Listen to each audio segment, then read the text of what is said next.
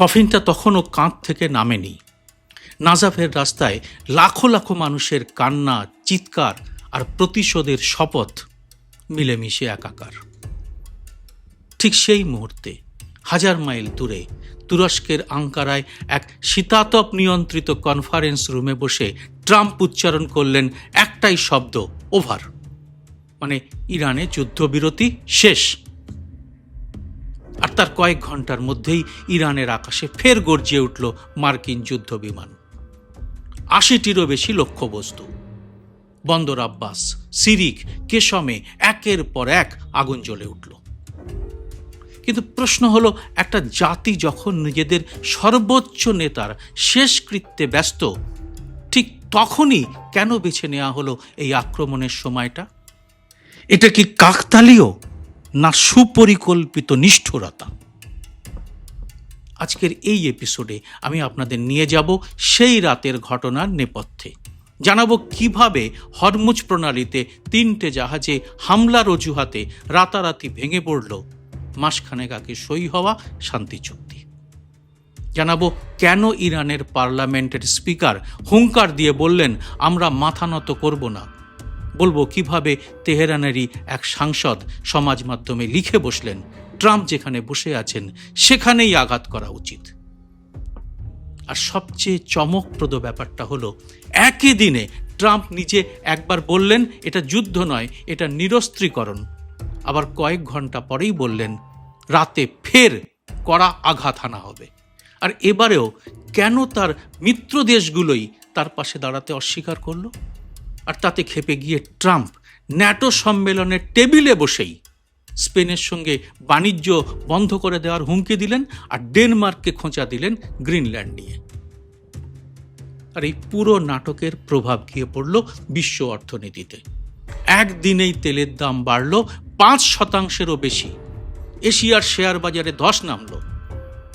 ফের কি হাত পড়তে চলল আমাদের পরিবারের বাজেটে? Reuters, Al Jazeera, Bloomberg, CNN, NBC, বিশ্বের প্রায় প্রতিটি সংবাদ মাধ্যম আজ এই প্রশ্নটাই তুলেছে। ট্রাম্প কি সত্যি শান্তি চান, নাকি যুদ্ধটাই তার কাছে একটা রাজনৈতিক অস্ত্র? আসুন পুরো ঘটনাটা গোড়া থেকে বিশ্লেষণ করি।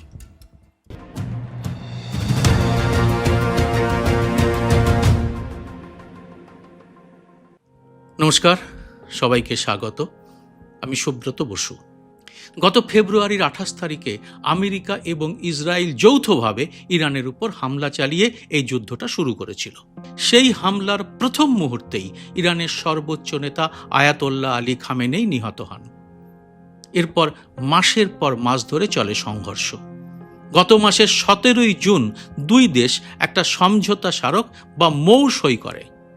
সেই সমঝোতা অনুযায়ী ইরানকে 60 দিনের জন্য তেল বিক্রির পূর্ণ ছাড় দেওয়া হয়েছিল। এই ছাড়ের সীমা শেষ হওয়ার কথা ছিল 21শে আগস্ট। আর এরপরেই ধীরে ধীরে স্বাভাবিক হচ্ছিল বিশ্ববাজার। কিন্তু এই শান্তি টিকল না। গত মঙ্গলবার হরমুজ প্রণালীতে একের পর এক জাহাজে হামলা হলো। কাতারের পতাকাবাহী একটি LNG ট্যাঙ্কার, সৌদি আরবের একটি জাহাজ এবং লাইবেরিয়ার পতাকাবাহী আরেকটি জাহাজ, মোট 3টি বাণিজ্যিক জাহাজে হামলা করা হলো। আর এর জন্য আমেরিকা সরাসরি ইরানকে দায়ী করল। কিন্তু এর পিছনের কারণটা কি? আসল বিরোধটা ঠিক কোথায়? আমেরিকা কি এখানে কোনো চাল খেলল? ইরান হরমুজ প্রণালী দিয়ে যাওয়া জাহাজগুলোর জন্য নিজস্ব একটা নিরাপদ রুট বেঁধে দিয়েছে। ওমানের জলসীমার একটি অংশকে তারা নিষিদ্ধ এলাকা বলে চিহ্নিতও করে দিয়েছে। কিন্তু আমেরিকা আর উপসাগরীয় দেশগুলো এটা মানতে নারাজ। তারা তাদের নিজস্ব পথেই চলতে শুরু করেছে। 3টে জাহাজে হামলার কয়েক ঘন্টার মধ্যেই মার্কিন ট্রেজারি দপ্তর ইরানের তেল বিক্রির ছাড়পত্র বাতিল করে দিল। এরপরেই মধ্যরাতে শুরু হয় মার্কিন সেন্ট্রাল কমান্ডের বিশাল বিমান হামলা। ইরানের বন্দর আব্বাস, সিরিক এবং কেশম দ্বীপে বিস্ফোরণের খবর দেয় ইরানের রাষ্ট্রীয় সংবাদ মাধ্যম। তেহরানের তেল রপ্তানির প্রধান কেন্দ্র খার্ক দ্বীপেও বিস্ফোরণের শব্দ শোনা যায়।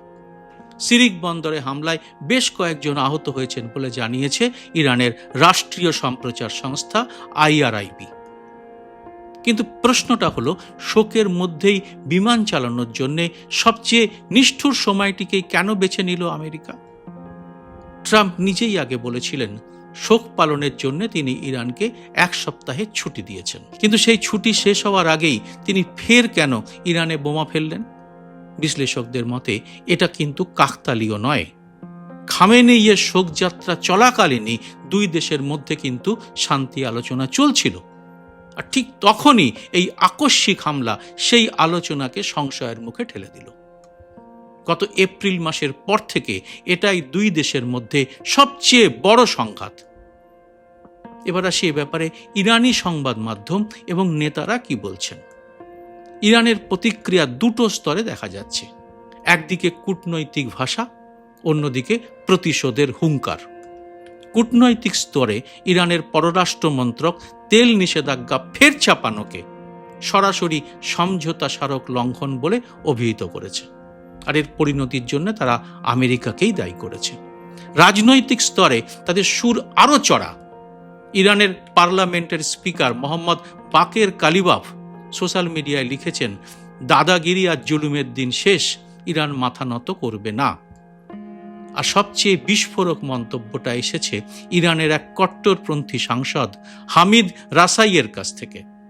ভিরাস্টি নামের একটি ইরানি সমাজ মাধ্যমে তিনি লিখেছেন, ন্যাটো সম্মেলনে ট্রাম্প যেখানে বসে রয়েছেন সেই জায়গাটিকেই মিসাইল দিয়ে আঘাত করা উচিত। একজন সাংসদের মুখ থেকে এত বড় হুমকি বলে দেয় তেহরানের ভেতরের ক্ষোভ কতটা গভীরে পৌঁছেছে। এবার আসা যাক আর একদিকে ন্যাটো সম্মেলনে কি ঘটছে তার বিশ্লেষণে। তুরস্কের আঙ্কারায় চলছিল ন্যাটোর 37তম শীর্ষ সম্মেলন। ঠিক সেখানেই ট্রাম্প ফের একটা নাটকীয় ঘোষণা করে বসলেন। তিনি জানিয়ে দিলেন ইরানের সঙ্গে যুদ্ধবিরতি এখন কার্যত শেষ। তার কথায় আলোচনা চালিয়ে যাওয়া হবে ঠিকই, কিন্তু তাদের সঙ্গে কথা বলাটা আসলে সময় নষ্ট করা। ইরানের নেতাদের প্রতি তার ভাষাও ছিল অত্যন্ত অমার্জিত। তিনি বলেন ওরা একদল জঞ্জাল, মন্দ লোক, তিনি ওদের পছন্দ করেন না। একই সঙ্গে তিনি হুমকি দেন রাতেই আবার কড়া জবাব দেওয়া হবে। তবে দিনের পাগলা জগাই আবার রাতে পাল্টি খেলেন।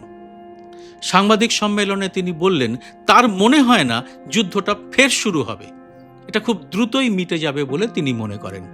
আর এই সংঘাতকে তিনি যুদ্ধ বলতেও রাজি নন। বিমানে সাংবাদিকদের তিনি বলেন এটা আসলে যুদ্ধ নয়, এটা ইরানের পরমাণু নিরস্ত্রীকরণ প্রক্রিয়া। এই দোদুল্যমান অবস্থানই ট্রাম্পের চরিত্রের আসল ছবি তুলে ধরছে। সকালে যুদ্ধ, বিকেলে শান্তির বার্তা, রাতে ফের হুমকি। এই বিশৃঙ্খলা নিয়ে কূটনৈতিক মহলে প্রশ্ন উঠছে, এটা কি কোনো কৌশল, নাকি সিদ্ধান্তহীনতা, নাকি পাগলামির চূড়ান্ত প্রকাশ? আর এর মধ্যেই ন্যাটোর মহাসচিব মার্ক রুটে কিন্তু ট্রাম্পের পাশে দাঁড়িয়েছেন। এক বৈঠকে রুটে ট্রাম্পকে বলেন গতকাল রাতে তিনি যা করেছেন তা একেবারেই প্রয়োজনীয় ছিল। এটা ছিল অত্যন্ত জোরালো একটা জবাব। কিন্তু তার এই কথার সমর্থন কি গোটা ন্যাটোর সদস্যভুক্ত সব দেশের মতামতকে প্রতিফলিত করছে? উত্তরটা হলো না।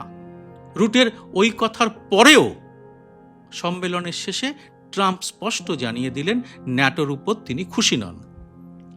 তিনি বললেন ইরানের মতো সন্ত্রাসের 1 নম্বর পৃষ্ঠপোষক রাষ্ট্রের বিরুদ্ধে যুদ্ধে সাহায্য করতে না চাওয়ায় ন্যাটোর উপর তিনি অসন্তুষ্ট। ট্রাম্পের এই ক্ষোভের কারণ কি? এর মূল কারণ হলো ইউরোপীয় দেশগুলো ইরানের বিরুদ্ধে সামরিক অভিযানে প্রকাশ্যে তার পাশে এসে দাঁড়ায়নি। এমনকি হরমুজ প্রণালীতে জাহাজ চলাচলের জন্য তিনি যে সাহায্য চেয়েছিলেন সেই অনুরোধও কিন্তু ইউরোপীয় মিত্ররা প্রত্যাখ্যান করেছিল। শুধু তাই নয়, এই যুদ্ধের সময় স্পেন, ফ্রান্স এবং ইতালির মতো কিছু মিত্র দেশ ইরানের বিরুদ্ধে আক্রমণ অভিযানের জন্য আমেরিকাকে নিজেদের আকাশসীমা বা সামরিক ঘাঁটি ব্যবহার করতে দেয়নি। এই ঘটনায় ট্রাম্প এতটাই ক্ষুব্ধ হয়েছিলেন যে একসময় তিনি ন্যাটো থেকে বেরিয়ে যাওয়ার কথাও ভেবেছিলেন। আর সম্মেলনের ফাঁকে তিনি এবার স্পেনের সঙ্গে বাণিজ্য বন্ধ করার হুমকিও দিয়ে দিলেন। ডেনমার্ককে তিনি গ্রিনল্যান্ড প্রসঙ্গে ফের খোঁচা দিলেন। ডেনমার্কের প্রধানমন্ত্রী অবশ্য পাল্টা জানিয়ে দিয়েছেন গ্রিনল্যান্ড রক্ষার প্রশ্নে তারা কিন্তু অনড়। তবে সম্মেলনের যৌথ ঘোষণাপত্রে ইরান প্রসঙ্গে কড়া অবস্থানও এসেছে। ঘোষণাপত্রে বলা হয়েছে ইরানের কখনো পরমাণু অস্ত্র থাকা উচিত নয় এবং হরমুজ প্রণালীতে চলাচলের স্বাধীনতাকে সম্পূর্ণ সম্মান জানাতে হবে ইরানকে। কিন্তু সব থেকে মজার ব্যাপার, আমেরিকার সামরিক অভিযানকে সরাসরি সমর্থন করে কোনো যৌথ বিবৃতি কিন্তু আসেনি ন্যাটোর পক্ষ থেকে। ফলে বুঝতেই পারছেন ন্যাটোর উপর ট্রাম্পের ক্ষেপে যাওয়ার আসল কারণটা কি। হার্ভার্ডের অধ্যাপক এবং প্রাক্তন মার্কিন কূটনীতিক নিকোলাস বার্নসের মতে ইরান সমস্যা মেটাতে আমেরিকার সবচেয়ে বেশি দরকার আন্তর্জাতিক সহযোগিতা, আর ট্রাম্প এখন সেটাই পাচ্ছেন না। এবার আসি ফের এই যুদ্ধ শুরু হওয়ার অর্থনৈতিক প্রভাবের প্রসঙ্গে। মঙ্গলবার জাহাজে হামলার পরেই ব্রেন্ট ক্রুড অয়েলের দাম ফের বাড়তে শুরু করে।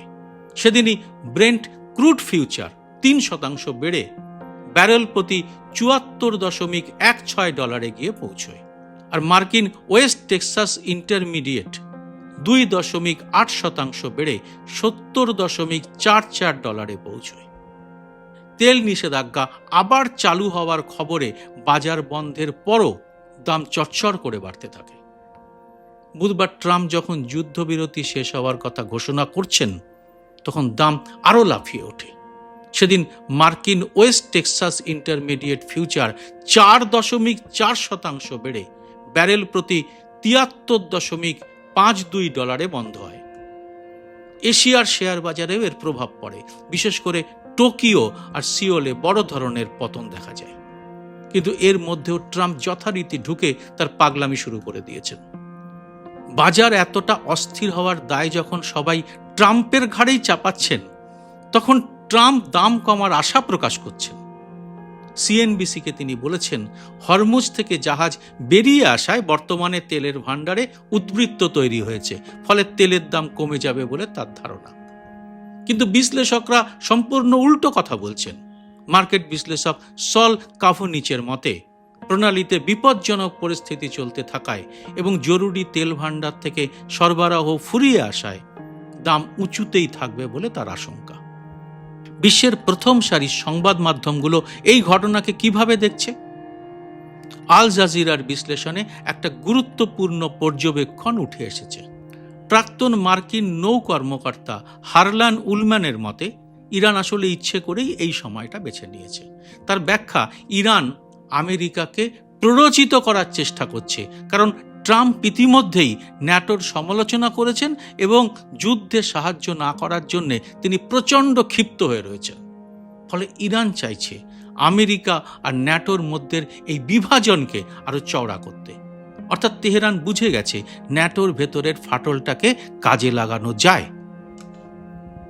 সিএস মনিটরের বিশ্লেষণেও একই সুর। তাদের রিপোর্টে বলা হয়েছে, ন্যাটোর সম্মেলনের মূল আলোচ্য বিষয় ছিল প্রতিরক্ষা ব্যয়ের ভারসাম্য বন্টন। কিন্তু ট্রাম্পের যুদ্ধবিরতি শেষ হওয়ার ঘোষণায় গোটা আলোচনার মোড় ঘুরে যায়।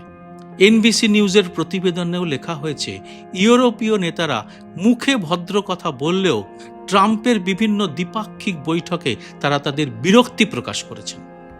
এমনকি আমেরিকা আক্রান্ত হলে তারা ট্রাম্পের পাশে দাঁড়াবেন কিনা তা নিয়েও তারা সংশয় জিইয়ে রেখেছেন। মার্কিন কংগ্রেসের গবেষণা শাখার একটি প্রতিবেদনে বলা হয়েছে, ইরানের বিরুদ্ধে সামরিক অভিযানের কারণে ইউক্রেনকে অস্ত্র সরবরাহে বিলম্ব এবং সংকট তৈরি হতে পারে। অর্থাৎ ইরান যুদ্ধ শুধু মধ্যপ্রাচ্যেই সীমাবদ্ধ থাকছে না, তার আঁচ গিয়ে পড়ছে ইউক্রেন যুদ্ধেও। তাই রাশিয়ার এতে লাভই হবে। সব মিলিয়ে আন্তর্জাতিক সংবাদ মাধ্যমের বিশ্লেষণে একটা বিষয় স্পষ্ট, ন্যাটো সম্মেলনের এজেন্ডা ছিল প্রতিরক্ষা ব্যয় আর ইউক্রেন, কিন্তু ট্রাম্পের আকস্মিক সিদ্ধান্তে সব আলোচনাকে ছাপিয়ে ইরানি আলোচনার কেন্দ্রবিন্দুতে উঠে এসেছে। এখন সব থেকে বড় প্রশ্ন, নতুন সর্বোচ্চ নেতা মোস্তাফা খামেনেইয়ের নেতৃত্বে ইরান কি নিজেকে দুর্বল প্রমাণ হতে দেবে, নাকি সত্যি আর একটা বড় সংঘাতে জড়িয়ে পড়বে? আর ন্যাটো জোটের ভেতর যে ফাটল স্পষ্ট হয়ে উঠেছে তা কি ট্রাম্পের একার সিদ্ধান্তের ফল, নাকি ইরানের সুচিন্তিত কৌশলের সাফল্য? তেলের বাজার কি সত্যিই শান্ত হবে, নাকি হরমুজ প্রণালী আরও বহুদিন ধরে অশান্তই থেকে যাবে? এই প্রশ্নগুলোর উত্তর সময় দেবে, কিন্তু একটা বিষয় পরিষ্কার, মধ্যপ্রাচ্যের এই আগুন নেভার লক্ষণ কিন্তু এখনো দেখা যাচ্ছে না। এ ব্যাপারে আপনার কি মত অবশ্যই জানান কমেন্ট বক্সে। জয় হিন্দ, সত্যমেব জয়তে।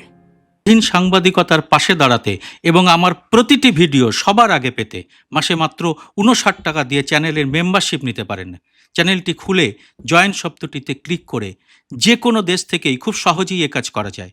চ্যানেলটি ভালো না লাগলে সহজে মেম্বারশিপ ছেড়েও দিতে পারবেন।